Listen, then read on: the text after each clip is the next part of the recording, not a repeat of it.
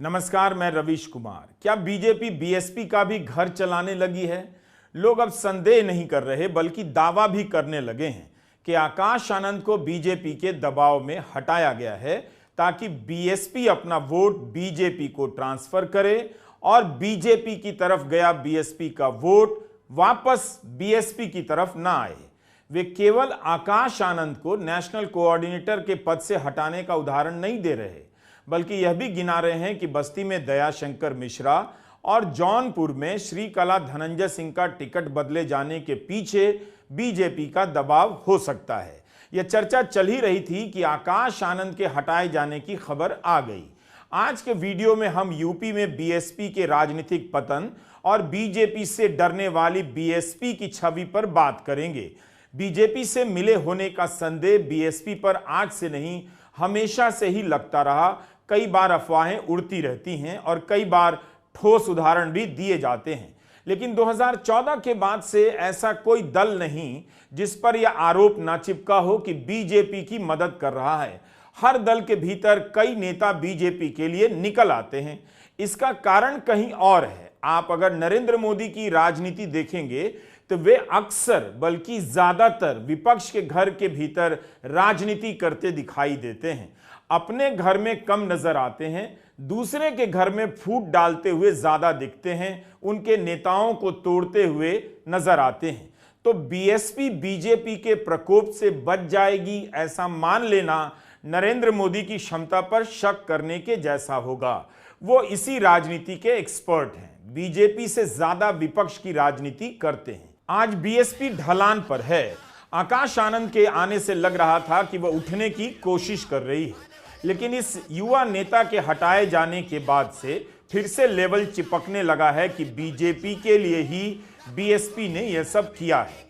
मायावती ने आकाश आनंद को केवल हटाया नहीं, अपने पत्र में आकाश आनंद के बारे में जिस तरह से लिखा है उससे साफ है कि आकाश की राजनीतिक संभावना लंबे समय के लिए समाप्त कर दी गई है।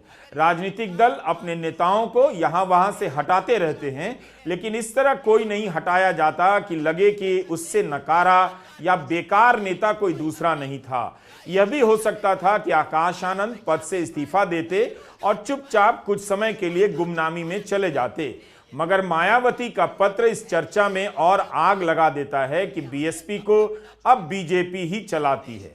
जब मायावती ने जौनपुर और बस्ती के उम्मीदवार बदले तो इस राजनीति की चर्चा चली। अभी 48 घंटे भी नहीं हुए कि आकाश आनंद को हटा दिया गया। जाहिर है लोग इस सवाल को गंभीरता से लेंगे कि आकाश आनंद को क्या बीजेपी की राह आसान करने के लिए हटाया गया है। जो ये सरकार है, जो ये बुलडोजर की सरकार नहीं, ये गद्दारों की सरकार है, गद्दारों की सरकार है। साथियों, जो सरकार अपने युवाओं को, जो अपने बच्चों को भूखा रखे, जो सरकार अपनी बहन बेटियों को, जो बहन बेटियों पे अत्याचार होने दे, जो अपने युवा साथियों को, युवाओं बच्चों को बेरोजगार रखे, जो अपने बड़े बुजुर्गों को फ्री राशन के नाम पर यहाँ की जनता को गुलाम बनाकर रखे, ऐसी सरकार को आप जानते हैं क्या कहना चाहिए? ऐसा शासनकाल पता है कहाँ होता है? जहां बच्चे भूखे रहें, जहां बहन बेटियों पे अत्याचार हो, जहां युवा बेरोजगार हो, जहां जनता फ्री राशन के नाम पे गुलाम बना दी जाए। हम यह बयान आपको पूरा नहीं सुना रहे, मगर इसी बयान में आगे चलकर आकाश बीजेपी सरकार की तुलना आतंकवादियों से करते हैं। अपने अगले भाषण में आकाश ने इस बयान का बचाव भी किया। आकाश का बयान अच्छा नहीं था। बीजेपी की आलोचना किसी और तरीके से की जा सकती थी। आतंकवादी कहना अतिरेक था, लेकिन क्या बीजेपी ने इसे यूपी में कोई बहुत बड़ा मुद्दा बनाया? अगर यही बात अखिलेश यादव ने कह दी होती या राहुल गांधी की जुबान से निकल आई होती तो बीजेपी देश भर में विरोध प्रदर्शन के बड़े बड़े कार्यक्रम कर रही होती और गोदी मीडिया कांग्रेस को घेर चुका होता। लेकिन आकाश आनंद के बयान से आपने ऐसा होता हुआ कुछ भी देखा क्या? ऐसा लगता है कि जितना बीजेपी को बुरा नहीं लगा उससे ज्यादा मायावती को बुरा लग गया। मायावती ने जिस तरह से लंबा सा पत्र लिखकर आकाश आनंद को हटाया है, ऐसे तो कोई भी अपने उत्तराधिकारी को नहीं हटाता। इसी दिसंबर में आकाश आनंद को उत्तराधिकारी बनाया गया और मई भी नहीं बीती कि आकाश का आनंद और आनंद का आकाश दोनों ही समाप्त कर दिया गया। मायावती चाहती तो इस्तीफा ले सकती थी, लेकिन जिस मीडिया से मायावती दूर रहती हैं उसके लिए बाकायदा पत्र भेजा गया और उसमें लिखती हैं कि विदित है कि बीएसपी एक पार्टी के साथ ही बाबा साहेब डॉक्टर भीमराव अंबेडकर के आत्मसम्मान व स्वाभिमान तथा सामाजिक परिवर्तन का भी मूवमेंट है, जिसके लिए मान्यवर श्री कांशीराम जी व मैंने खुद भी अपनी पूरी जिंदगी समर्पित की है और इसे गति देने के लिए नई पीढ़ी को भी तैयार किया जा रहा है। इसी क्रम में पार्टी में अन्य लोगों को आगे बढ़ाने के साथ ही श्री आकाश आनंद को नेशनल कोऑर्डिनेटर व अपना उत्तराधिकारी घोषित किया, किंतु पार्टी व मूवमेंट के व्यापक हित में पूर्ण परिपक्वता आने तक अभी उन्हें इन दोनों अहम जिम्मेदारियों से अलग किया जा रहा है, जबकि इनके पिता श्री आनंद कुमार पार्टी व मूवमेंट में अपनी जिम्मेदारी पहले की तरह निभाते रहेंगे। अतः बीएसपी का नेतृत्व पार्टी व मूवमेंट के हित में एवं बाबा साहब डॉक्टर अंबेडकर के कारवां को आगे बढ़ाने में हर प्रकार का त्याग व कुर्बानी देने से पीछे नहीं हटने वाला है। मायावती ने आकाश आनंद को उत्तराधिकारी बनाते वक्त नहीं सोचा कि आकाश आनंद परिपक्व है या नहीं। 2 हफ्ते पहले आकाश आनंद ने इंडियन एक्सप्रेस के लालमणि वर्मा को इंटरव्यू दिया, तब कहा कि राजनीति में आने की उनकी कोई योजना नहीं थी। बुआ मां चाहती भी नहीं थी कि कोई परिवार से राजनीति में आए। उन्होंने कई नेताओं से उम्मीद की, आजमाया, मगर वे खरे साबित नहीं हुए। आकाश आनंद अंग्रेजी और हिंदी भी बढ़िया बोलते हैं। उनके बोलने में कुछ कच्चापन तो है, लेकिन इसमें मायावती ने कुछ ज्यादा कर दिया। आकाश के कई उदाहरण गलत हैं, लेकिन इस तरह की भाषा उत्तर प्रदेश में आम मानी जाती है। मायावती चाहती तो उसमें सुधार कर सकती थी, आकाश को उतना बोलने से रोक सकती थी। जूते मारना या गोली मारना, इस तरह की बातें आकाश कर रहे थे, लेकिन यह सब ठीक किया जा सकता था। किसी भी युवा नेता में ऐसी कमी पाई जा सकती है, लेकिन अगर इस तरह से हटाया जाए तो आगे की राजनीति में उसके लिए उभरना मुश्किल हो जाता है। आकाश आनंद को मायावती ने इस तरह से क्यों हटाया कि फैसला उनका नहीं, अमित शाह का बताया जाने लगा। अमेठी से कांग्रेस के उम्मीदवार किशोरी लाल शर्मा का यह बयान देखिए। शर्मा लिखते हैं कि अमित शाह जी को बहुजन समाज पार्टी के राष्ट्रीय अध्यक्ष बनने पर हार्दिक बधाई। निश्चित रूप से इसमें व्यंग्य है, लेकिन यह बात तो कई लोग कर रहे हैं। आकाश आनंद को रैलियों में भाषण देने से पहले ही रोक दिया गया था। सीतापुर में उन्होंने भाषण दिया जिसमें बीजेपी को आतंकवादी और तालिबानी बता दिया। इस बयान के बाद पुलिस ने उनके खिलाफ एक एफआईआर भी की, जिसका बसपा के कार्यकर्ताओं ने सड़कों पर विरोध भी किया। क्या सिर्फ एक एफआईआर का इतना असर हो गया कि बीएसपी ने उत्तराधिकारी और नेशनल कोऑर्डिनेटर के पद से आकाश को हटा दिया? राजनीति में नेता तो इंतजार करते हैं कि उनके खिलाफ कोई एफआईआर करे ताकि वे खुद को शहीद बताकर नेता बन जाएं। अगर केस मुकदमे के डर से यह कदम उठाया गया है, तब तो बीएसपी के नेता मायावती को सुनीता केजरीवाल और कल्पना सोरेन की तरफ देखना चाहिए। इनके पति और राजनेता को ईडी ने जेल में डाला। इसके बाद भी पार्टी के नेता और काडर जमीन पर संघर्ष कर रहा है। खुद सुनीता केजरीवाल और कल्पना सोरेन जगह जगह घूमकर भाषण दे रही हैं। बीएसपी अगर खुद को मूवमेंट की पार्टी कहती है तो उसका मूवमेंट कहां चल रहा है? क्या काडर और मूवमेंट की पार्टी एफआईआर से डर जाएगी? तब तो आकाश आनंद कभी राजनीति ही नहीं कर पाएंगे, क्योंकि राजनीति में एफआईआर का खतरा तो हमेशा ही होता है। मायावती को अगर सुनीता केजरीवाल या कल्पना सोरेन से नहीं सीखना है तो कोई बात नहीं, उन्हें कम से कम इस मामले में ममता बनर्जी की तरफ देखना चाहिए था। ममता बनर्जी 2 साल के बच्चे को अपने हाथों से खिला रही हैं। ये अभिषेक बनर्जी हैं। ममता बनर्जी के सिर पर पट्टियां बंधी हैं जब वाम सरकार में उन पर हमला हुआ। आज यही अभिषेक बनर्जी ममता बनर्जी के उत्तराधिकारी के रूप में स्थापित हो चुके हैं। ममता बनर्जी के सामने भी अपनी पार्टी के उत्तराधिकार की समस्या रही होगी। ममता ने अपने भतीजे पर भरोसा किया और मजबूती के साथ अभिषेक बनर्जी के पीछे खड़ी रही। अभिषेक बनर्जी तृणमूल कांग्रेस के राष्ट्रीय महासचिव हैं।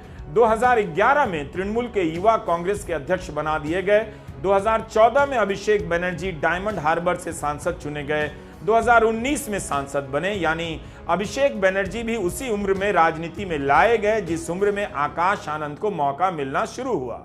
आज आकाश आनंद की उम्र 29 साल है और अभिषेक बनर्जी की 36 साल।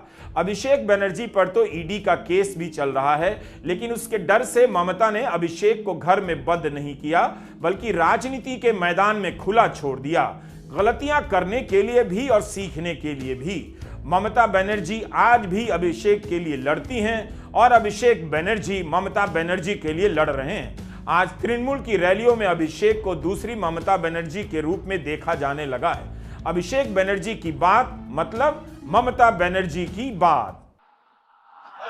किराएदार है, जाकी मकान थोड़ी है, सभी का खून है इस मिट्टी में शामिल।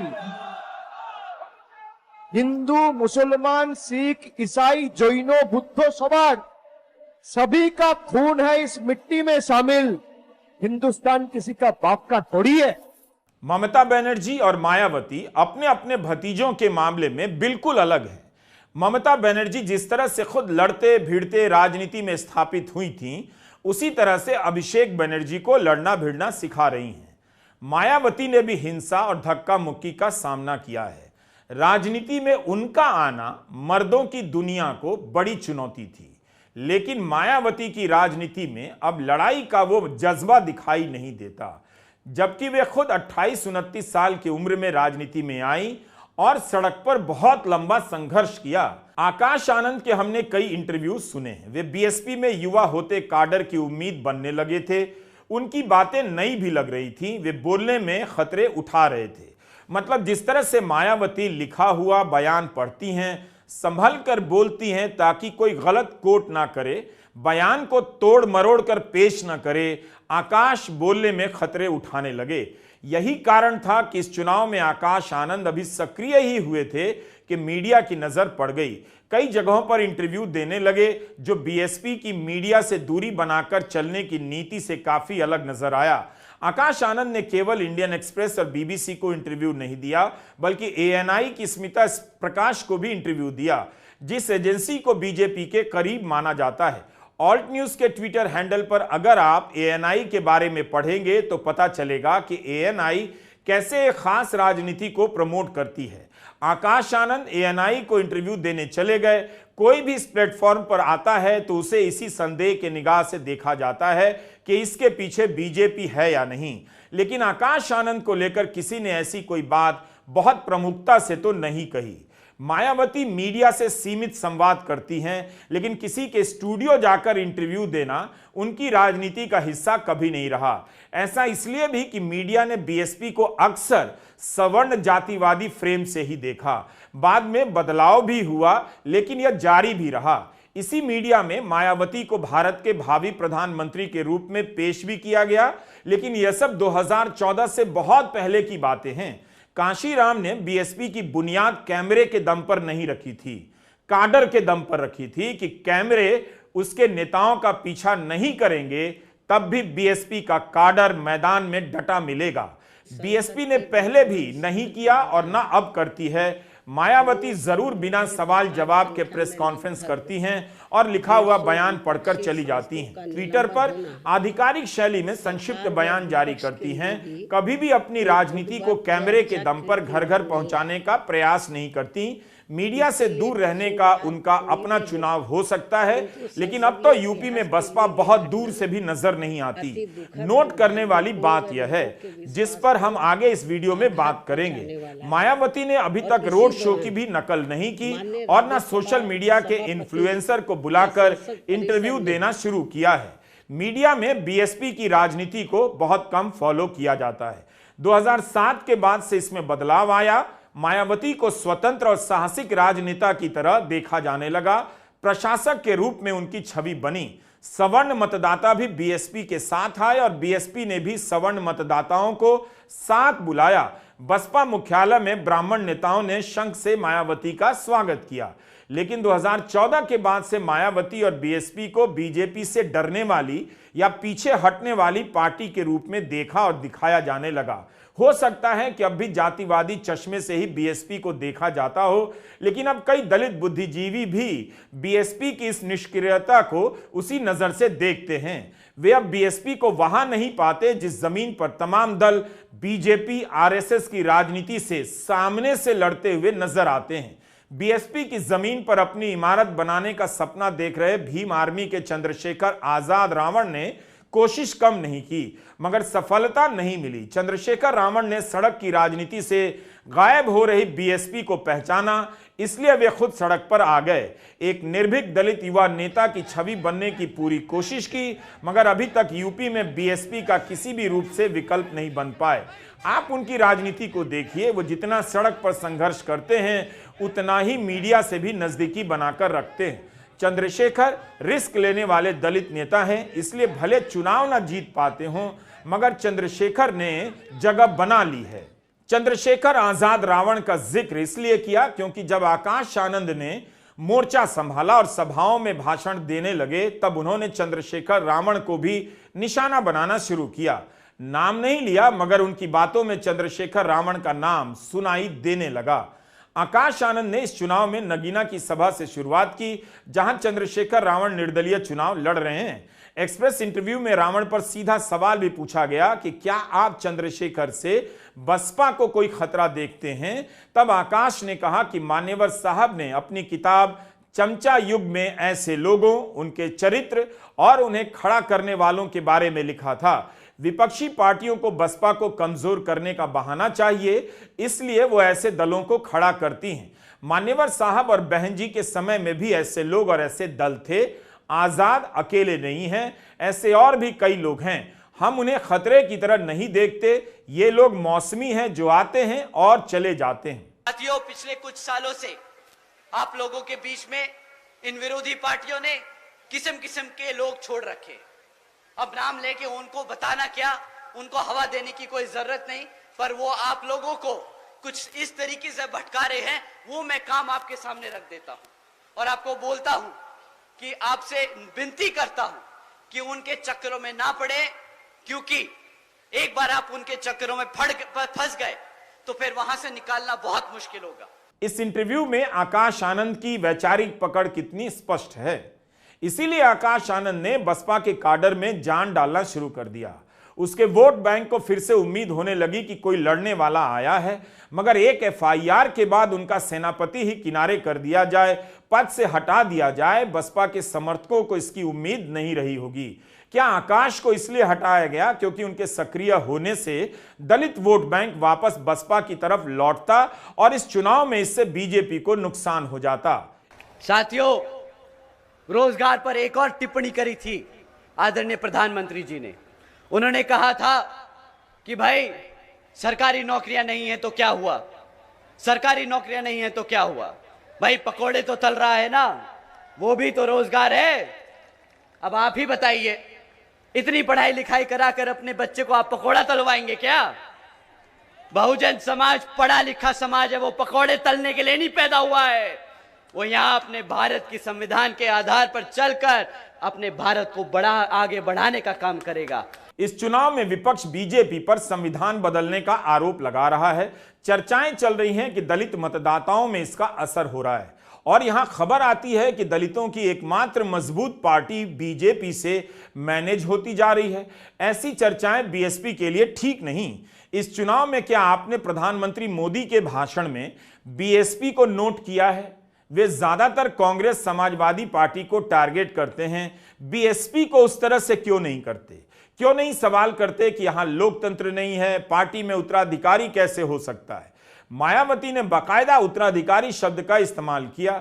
यही नहीं, जब आकाश आनंद ने इंडिया टीवी को साक्षात्कार दिया तब उनसे सवाल किया गया, क्या वे राम मंदिर के दर्शन करने जाएंगे? इस पर आकाश ने जवाब दिया, नहीं, बिल्कुल नहीं, क्या जरूरत है, हम संसद जरूर जाएंगे। बाबा साहब ने वहां पर संविधान डिलीवर किया था, वहां जाएंगे। भाजपा का हमेशा से वादा रहा था कि भाई हम हर साल 2 करोड़ नौकरियां देंगे। अब 2024 में ना नौकरी की बात होती है, ना तरक्की की बात होती है, ना रोजगार की बात होती है, ना सुरक्षा की। बात होती है तो सिर्फ मंदिर, मस्जिद और धर्म की। ना धर्म ने कभी किसी का पेट भरा है, ना कभी भर पाएगा। आकाश का यह जवाब कितना परिपक्व जवाब है। बीजेपी बीएसपी को लेकर चुप रहती है, क्या इसलिए उसे अब बीएसपी से चुनौती नहीं मिलती, या इसलिए कि उसे बीएसपी से मदद मिल जाती है। बीएसपी 2014 के बाद से यूपी में लोकसभा और विधानसभा के चुनावों में लगातार गिरावट का सामना कर रही है। 2022 के विधानसभा चुनाव में बीएसपी को 1 सीट मिली, उसका वोट शेयर 12.8% पर आ गया। 1993 में जब पहली बार बीएसपी चुनाव लड़ी तब उसे 67 सीटें मिली थीं, लेकिन जहां बीएसपी ने कई बार सरकार बनाई हो वहां उसे 1 सीट मिलती है। 2014 के लोकसभा चुनाव में बीएसपी को 1 भी सीट नहीं मिली, तब भी 19.77% वोट मिला। 2017 के विधानसभा चुनाव में बीएसपी को 22.23% वोट मिले, सीटें मिली 19। समाजवादी पार्टी से अलग होकर लड़ने से बीजेपी को बड़ा फायदा पहुंचा और बीएसपी को सबसे ज्यादा घाटा हुआ। 2019 के लोकसभा चुनाव में बीएसपी समाजवादी पार्टी के साथ लड़ती है तो बसपा के 10 सांसद हो जाते हैं। इंडियन एक्सप्रेस के दीप्तिमान तिवारी ने लिखा है कि 2022 के विधानसभा चुनाव में बीएसपी का वोट शेयर उतना ही रह गया जितना यूपी में जाटव का वोट शेयर है। मान्यवर कांशीराम ने इसे बहुजन पार्टी के रूप में बनाया, इसमें कई दलित और पिछड़ी जातियों की छतरी बनाई। आज बसपा का आधार बिखर गया है।